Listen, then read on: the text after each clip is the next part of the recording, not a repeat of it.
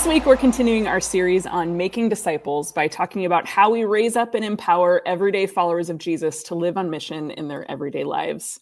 We're speaking with Justin Barney, church planter and lead pastor of River Valley Church in Wapole, New Hampshire.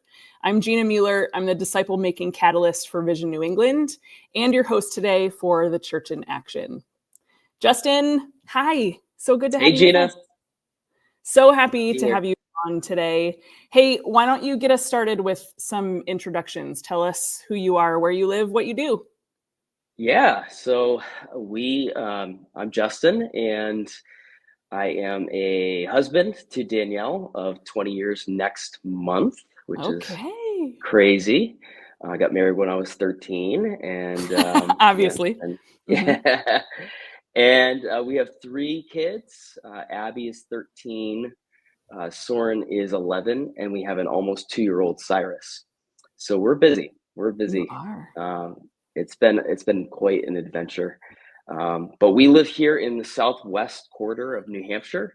As you said, in Wapole. We just recently moved 20 minutes north of the hub city of Keene, which is kind of the big artery in this part of the state, and the closest thing to a city, if you will. So we just moved in September, 20 minutes north to plant River Valley Church. So we're very excited to be here. And I could continue on with things about myself, but that's pretty much the big highlights. Love it. My wife is a school teacher. She works 10 minutes away at a local school. She's been there for 10 years. And we're just in a new season of life right now. It's been a pretty incredible journey. So good. So good. Well, Let me kind of get us started into our conversation today. So we're spending a few weeks here on the Church in Action podcast talking about making disciples. And the conversation that I would love to have with you is really about this intersection between discipleship and mission. And I feel like in my own journey, there's something that I can't unsee in the Gospels now. And that is that Jesus took these regular, ordinary guys and he turned them into missional leaders. And so what it really means to be a disciple of Jesus is also that you are a missionary. And, you know, you and I could unpack the theology behind that all day, but I'd actually like to dive into the really practical parts of that with you today and kind of talk about this idea of missional disciple making. And I feel like every one of us tends to have a bit of a story of our eyes being opened and awakened to mission in some way. So can you talk a little bit about your own story with that and how the Lord kind of started captivating your heart towards this idea of living a missional lifestyle and really learning to love people who aren't following Jesus yet? Sure. Yeah, there's so many things that I could think of, but early on, I think, so I've been in pastoral ministry now for 20 years, and, for the first, 4 or 5 years of my pastoral ministry kind of career, if you will, I think I was just doing the normal church ministry experience stuff. It's like my first ministry job, and I'm trying my best. I was working with our youth and also with our worship teams, and it was all great, like it was really, rich and a great experience. But then somewhere along the way, I started getting exposed to different voices that were sort of injecting this idea that I hadn't really been thinking about a lot, which was basically the mission of God. And so I remember, hearing somebody one time said, there's no such thing as a Christian who isn't a missionary. And I began to think about that statement, and it really has stuck with me all these years now. I started to get some exposure to some other leaders and teachers in the missional kind of movement, I guess you would say, and guys like Jeff Vanderstelt. At the time, Caesar Kalinowski and he were doing some stuff together. Alan Hirsch, of course. And I just started reading and absorbing the things that they were putting out, which was this theme of a very similar theme of, everyday people being everyday missionaries in all of life. Yeah. And I began to really resonate with that. I remember watching, I think it was the original, and you and I had talked about this, watching the original video for Soma Tacoma, where Jeff was working at the time, and just seeing the original vision video that they had put out. And I just remember feeling such a stirring after watching that video for my own context in New England. At the time I was living in Pennsylvania, and it was during those formative years of exposure to this new idea that I started to realize that maybe this was going to be part of our story. And long story short, I was working at the church that we were, had first started attending while I was at college. They were the ones that gave me my first sort of ministry job. And so our church was hosting a church planters boot camp. I'll never forget it. And we were there, and I was sort of overseeing some of the teams that were making the weekend happen. And it was during that time that God really started speaking to my heart about this idea of church planting and sort of the mission of God. And so fast forward, basically God was stirring something in both my wife and I's heart in that time. It was 2009, actually. And we felt a very strong call to pick up everything basically and move back to New England, back home, to be essentially to be missionaries in our home context where we were from. What we knew.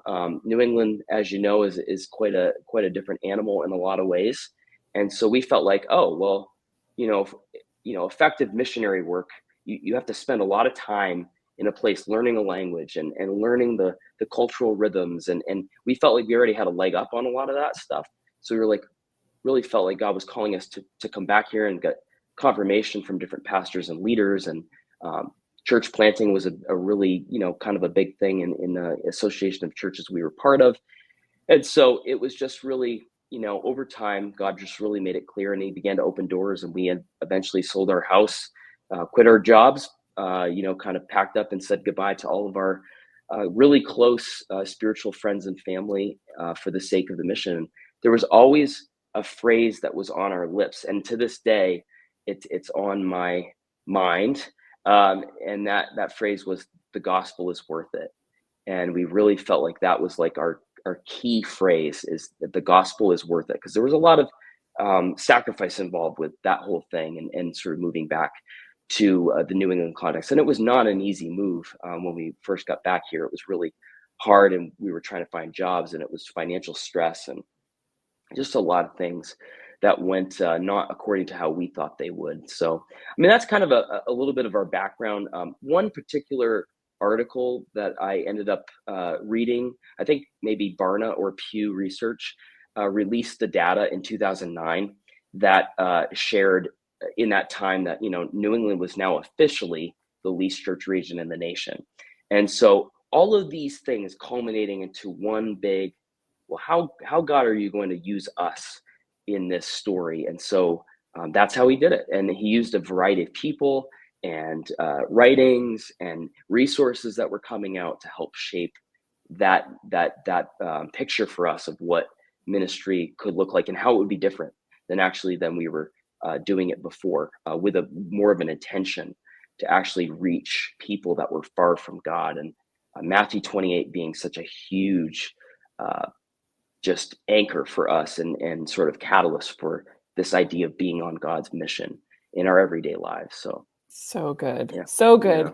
You mentioned the video by Jeff Vanderstelt. I told Jeff a few months ago that even though that video is like 10 years old, it still is the best video that I've ever seen on what it actually looks like on the inside of like the texture of living in community, but actually living so incarnationally with people around us that live in proximity to us that don't know Jesus yet.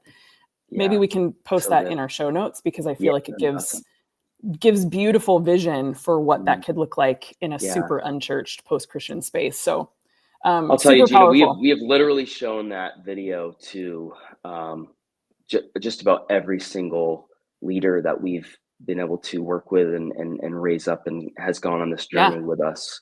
Because it says so much more than I could even begin to say, just because of how it was captured. And it's a Yeah. really great resource even all these years later. So good. Can you talk about that was such a good kind of recap of the Lord sort of awakening your heart Mhm. to joining God in what He's already doing in the world around us, and how that's different even for you as a pastor. That your Yeah. primary role isn't just being a pastor and leading church, but it's actually like everybody else, you also Yeah. are an everyday missionary. And so, can Mm, you just talk a little bit about how that practically shapes your life, your family, your marriage, who yeah. you spend your time with, how you spend your time as a pastor? Talk a little bit about Yeah. that. Yeah. Well, I like to say that pastors are people too. And one of the big things that um, at the outset, what I would say is that I think one of the big things is that if you hope to influence or affect people towards the mission of God, I think the first thing is that pastors have to be practitioners, right? And so I'll never forget being at a missional conference. And one of the biggest disappointments I had on my journey was getting to talk with someone that was really highly influential in my life, and then finding out that actually some of the things that we're talking about are not actually things that are being lived out even in their own life. Yeah.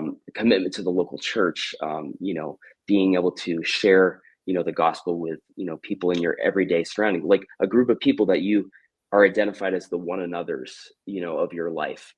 And so I just, from that moment, it was reinvigorated in my mind, like, hey, like, you have to be practicing the things that you're preaching. You have to be leading from example.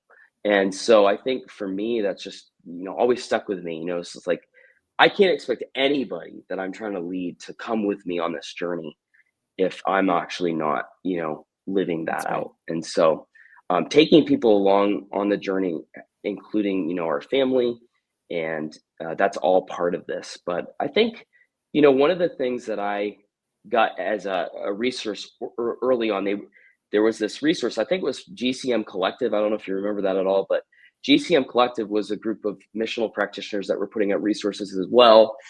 And they would write these cool little animations or drawings on like the back of a napkin, and that was kind of like the idea. They would have these little like graphics, and one of the ones that stuck with me was just theoretically, if you eat 3 meals a day 7 days a week, you eat 21 meals.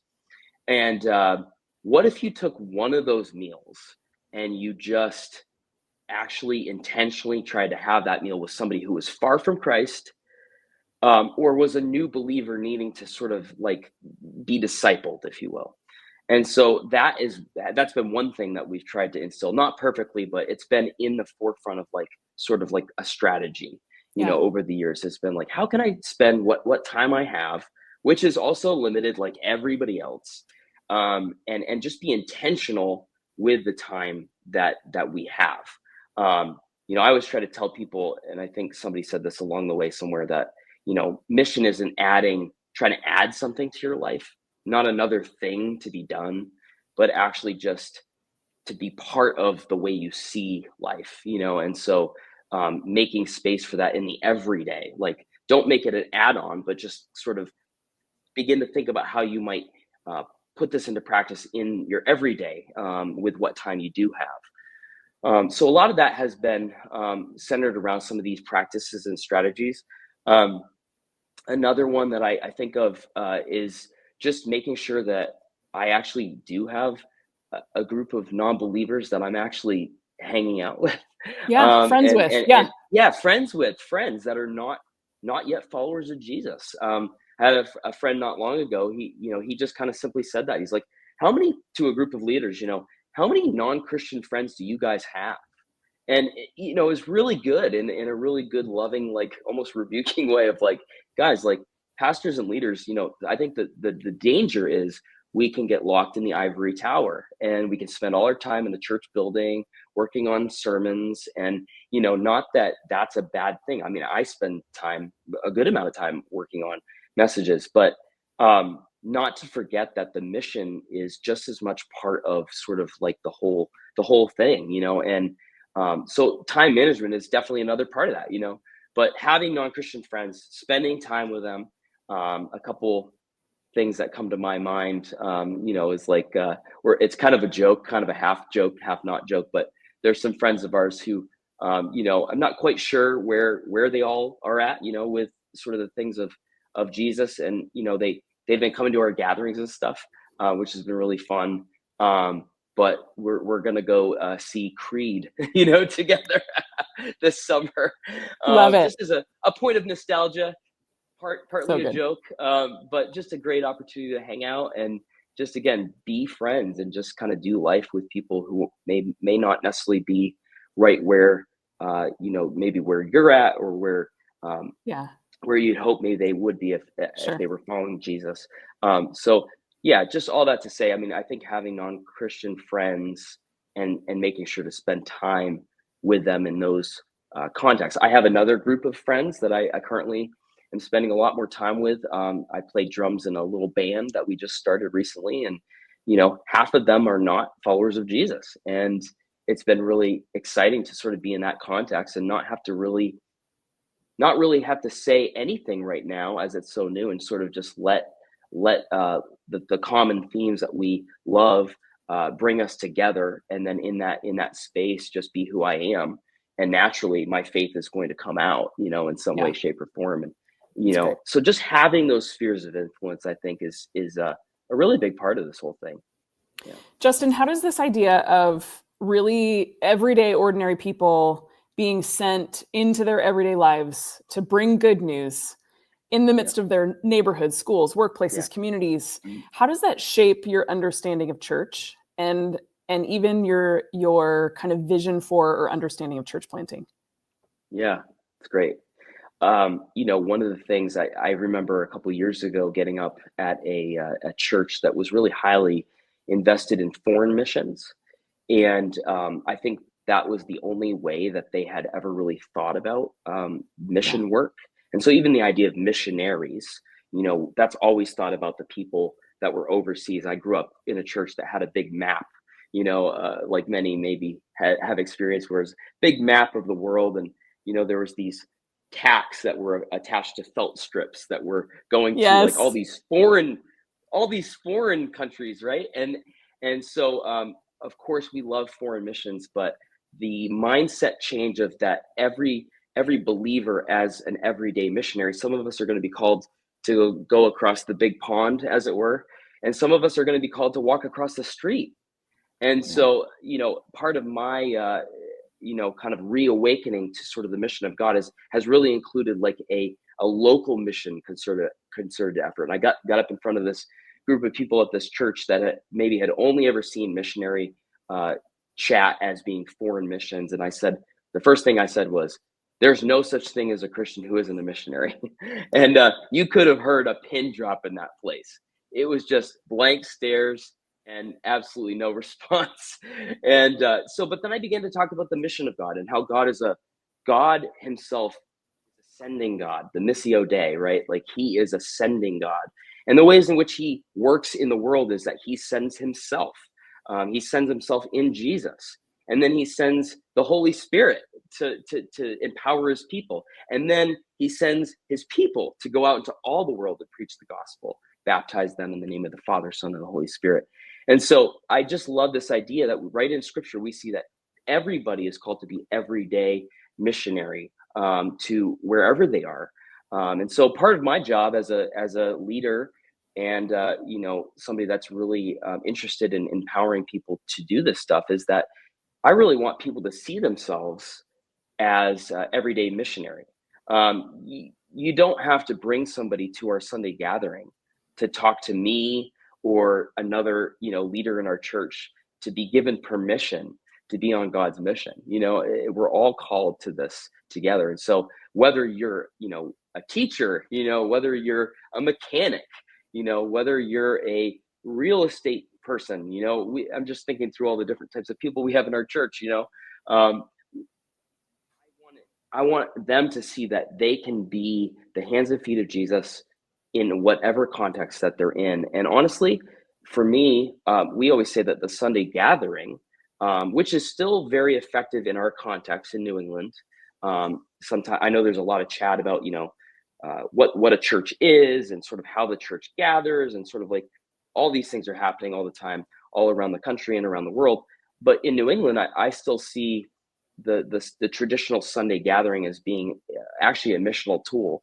And it's one that's actually been effective for us in reaching people who are far from Christ. But I want people to see that the church gathers and then it scatters. The church gathers and then it scatters. It's this rhythm of gathering together, coming together to break bread, to hear the word of God preached, to devote ourselves to prayer.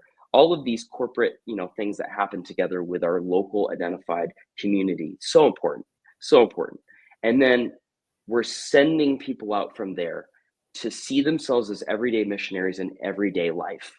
And so they go from a Sunday gathering into their week, into their family life, into their friends groups, all around the region for us. And we're trying to equip them to live out this story in their everyday. So hopefully that helps answer a little bit of that question. So good. I love talking about ways that we're practically training people.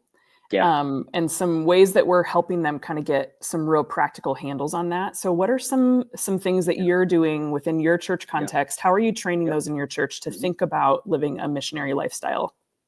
Yeah, there's been a lot of tools over the years, but in the last couple of years, we were recently sent out by a church that we helped to plant, Elm City Church in Keene, New Hampshire, and they've sent us out. And before we were sent out, before we even knew that we were going to be planting again, we started connecting with this guy named Josh Gardner and E3. If anybody's familiar with that organization, it's a mission organization, and they help equip people to reach lost places in the world.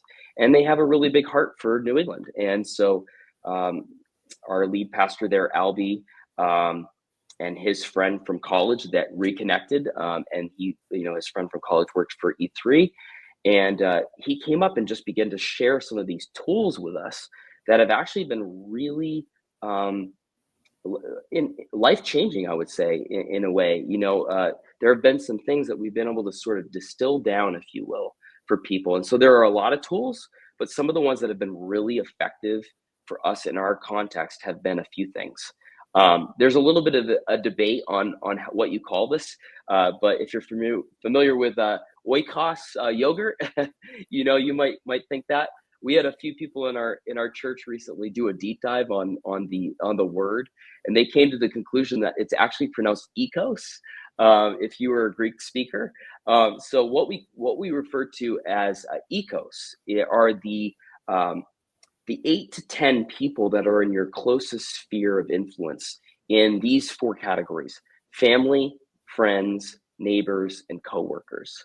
And so we have been trying to hone in with people that we're leading on identifying that group of people, their ecos, and actually we have a tool called the ecos map, and it basically is just lists. There's a couple of different ways people do it, but it's basically a way for you to actually literally write out the names of the people in maybe 4 per category of the people in your sphere of influence that you can see every day. You put it in a place that you can see them, you can see their names, you pray for them, and then you ask the Lord, how can you open opportunities for me to share about what Jesus has done in my life with the people in my closest sphere of influence. One of my favorite, stories in the Gospels, is the woman at the well. And we all, we see that story, and it's amazing. He calls her to this whole new way of life. And one of my favorite parts is that she goes back to the town, and it says many people came to know the word of the Lord through her testimony. And basically, that was a perfect example of what ecos represents. That's her ecos, the people that she lived among, her friends, and even though she was an outcast, right, she still had family and she still had neighbors, and many of them came to know the testimony of Jesus through how her life had been radically changed by him. And so we really just want to hone in on a few tools and really press those and sort of like send people out on God's mission with that in mind. So even just recently, as a practical way of doing this, on a Sunday morning, we had ecos maps on every seat in our gathering, And we took time during our actual service to have people write out the names of 4 people in each category. Took a little bit of time and just said, it's really important for us to identify the people that God has already brought into our lives, to be able to send them out, and to be intentional about that. So that's one, So that's good. been really Yeah, working so well, good. and so And easy to do, so easy. yeah, absolutely. But it helps you Yeah. really think about the relationships that already exist in the Yeah. places that you already go, right? Right. What are you Right. seeing with your people? Like, Yeah. are you seeing kind of Yeah. courage? Are you seeing Yeah. them begin to pray for their friends and neighbors that don't know Jesus yet? What are you seeing? Yeah, I mean, so one of the ways that we recently connected Ecos, for our people was sort of like, again, the front door entryway for some people. There's a lot of people in the New England context that will actually like come to a gathering on a high holy holiday, right? Like, so Sure. Easter Yeah. just happened. At the time of this recording, we just celebrated Easter last Sunday, and we encourage people to take their Ecos list and actually take a step with one person and invite one person from their ecos list to come and hang out at us at our Easter gathering. And so that for many people was the front door. And I saw a lot of people take that step. A lot of friends, Good. family, neighbors, and coworkers come. In other ways, it's just I think one of the things is we're not seeing this. I would say this giant like move of this happening, but little pockets. That's what I really feel like is like the heart in a lot of ways of New England people, is like slowly but surely there are people that are gravitating towards this idea of mission, just Yeah. like I did, even working at a church. And when their heart is changed and won over by the fact that God is calling everybody to be on this mission, not just the professional pastor or leader, they begin to see freedom in their own life and they start to take risks and steps. And so we've seen that happen with different people in different pockets. Honestly, I can speak to like my own family. My daughter, who's really gravitated towards some of these things, and there's another tool that we use called the 3 circles, just as a way of knowing the story of God and being able to share that story with others. And she recently did this with one of her classmates about a year and a half ago, and her classmate came to know the Lord in middle school, and she has brought her parents, and her parents have invited their friends who are not necessarily following the Lord, and so it's been this incredible like small little pockets, is what I would say, of mission activity where we see people taking risks. Um, I know my wife, who's been in the context of the school system for the last 10 years, has seen just like through friendship, just a more openness to people wanting to talk about faith. Sometimes when it's the ongoing battle for anybody whose spouse is a pastor, right? It's like the question, inevitably it comes up like, what does your husband do for work? And then it's like, oh, well, he works for a church. He works for a nonprofit. You come up with all the creative ways to not make it feel like, oh, like we're not that kind of, Yeah. Yeah. but it's just it's always been an interesting sphere for her to sort of like be able to have that bridge of honesty and also trust built over time, and that's a long slow process. I think sometimes, Gina, I think some of the things that we expect to happen when it comes to mission and multiplication movements, and that I think sometimes we forget about the small and slow. Yeah. I think that's what God is teaching us lately, is just that we're in it. We're in the long game.